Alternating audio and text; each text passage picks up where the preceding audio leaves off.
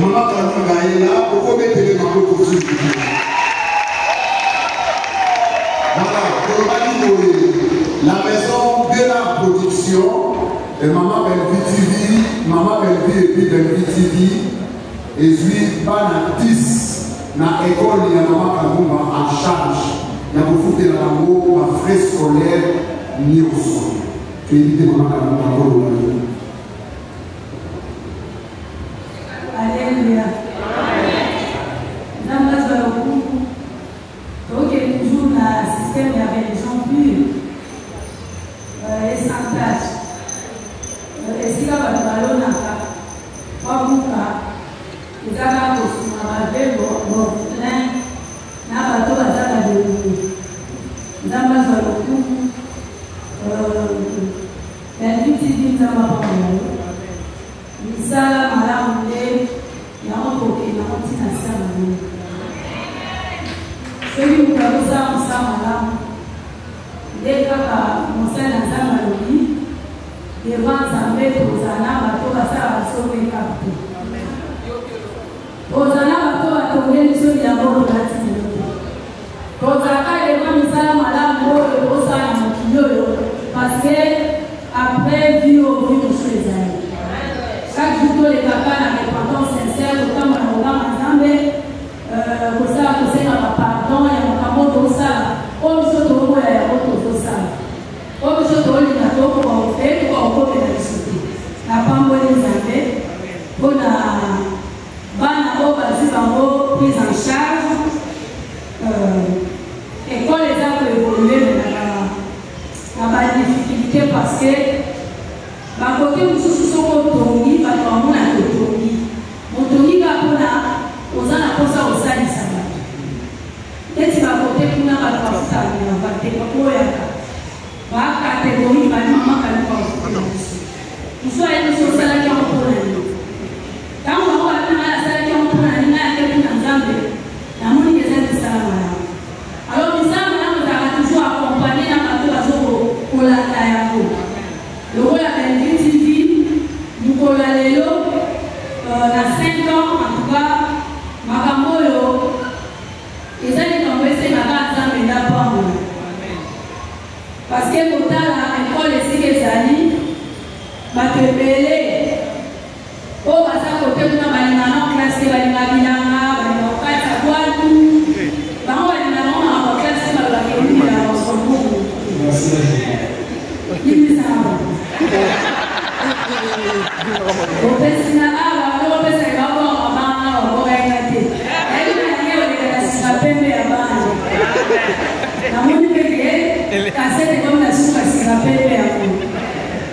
donc, l'école nous avons 700 élèves. Mais imaginez les 700 élèves, là, la professeure, on a 34, là, l'enseignant, parfois, il n'y a pas de beaucoup de monde en moyenne. Nous avons sur le coup, nous avons sur la parce que la troisième année, comme si tu le roi Macadam de l'équipe déjà, c'est que tu as un agi. Amen. Il y a des bonhommes. Les gars, ils sont dans le qui sait ce qu'on va t'aider. Donc, il y a autant de musique, il y a l'alimenter, il y a la gourmet, il y a un peu de la magoya, mais dans ma case, il y a une prière, il y a l'artiste et dans la saga. Merci beaucoup pour ça, merci de l'opportunité. Antoine a beaucoup mis sa voix dans vos arrêtés, pour que ça n'a pas de temps, on ressemble à la base, mais avec pour la belle petite. Merci beaucoup. Merci. Est-ce que vous pouvez savoir pourquoi bien? La carte famille Libota. Et ça va être payé pour la TV. Ensemble, la carte famille Libota. Et ça va être payé par la TV. Ensemble, à connecter à la TV. Nous avons besoin de la Amen. Nous avons besoin de ici à Rosary. Nous avons besoin de la possibilité de ici à Rosary. Ma famille est sur la TV. La préciser, là, on va passer à la TV.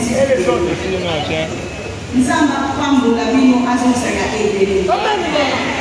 la précision, merci, nous avons besoin de la présidente,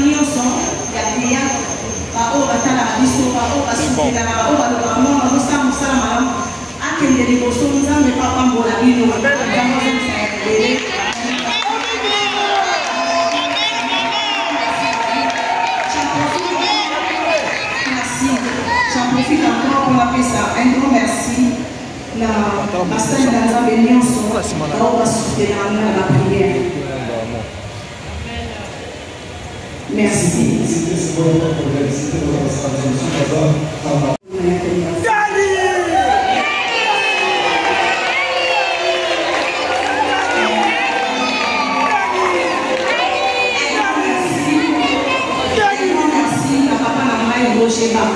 Roger Baka. Ici, Kazali, nous sommes un grand merci à mon pasteur Odon Mafika. Ici, Kazali, nous sommes un grand merci. Un grand merci à pasteur de l'Assemblée. Nous avons eu un son, la taille de communauté. Nous avons eu un Pambola à son secrétaire. Un grand merci à vous. Un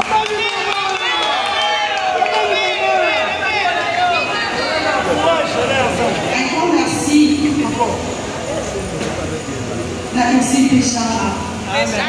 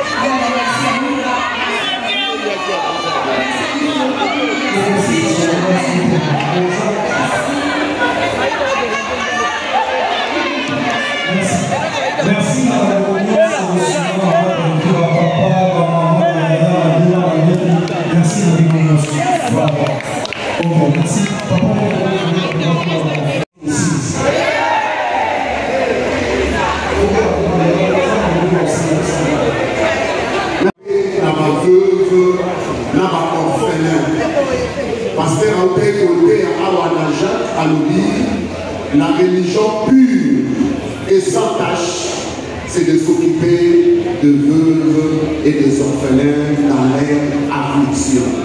Donc, Maison Bénard TV, dans Bénard Production, et ce qui m'a rappelé dans ma veuve, en échantillon.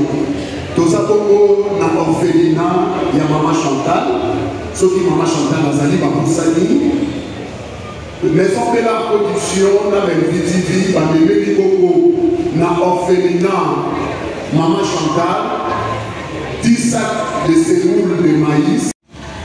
Tant nyonso ozalaka na posa soki tozangi mbangu ntango obengi ayaka na assistance yango wana ça marche tozanga tokobondela mpona ye ye kafa kende liboso problème na biso na ça marche na mimi to eza ifa kendaka te poto asali une semaine azongi kwazola biso bapartenaire okokota na mwana hôpital Bellevue aza wana azotangisa bana na biso tozala ya na biso moko aza na 6e Bellevue azozwa bana na charge komo nzambe ya bana bitike asala nini mpona mwana mwasi oyo kwakendeka liboso ye penga kwangota 120 ans azosima tani mpona bana oyo maya miso etaki sakapangola Donc ici, une enveloppe colossale pour la compétition maman Nacha, on a orphelinat et Basson va dire le pour va payer nos animaux au sénat de l'orphelinat. Et ça va dans la même valeur là du lot qu'on sur ma question. Merci beaucoup.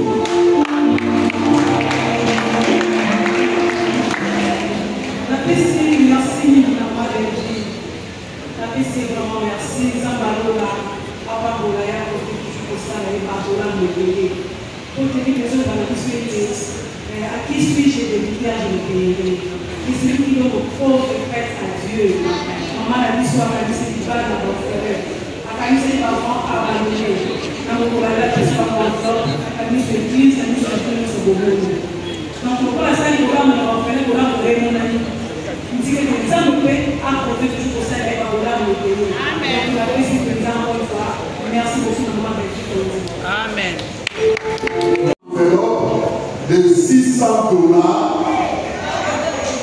pour la maman.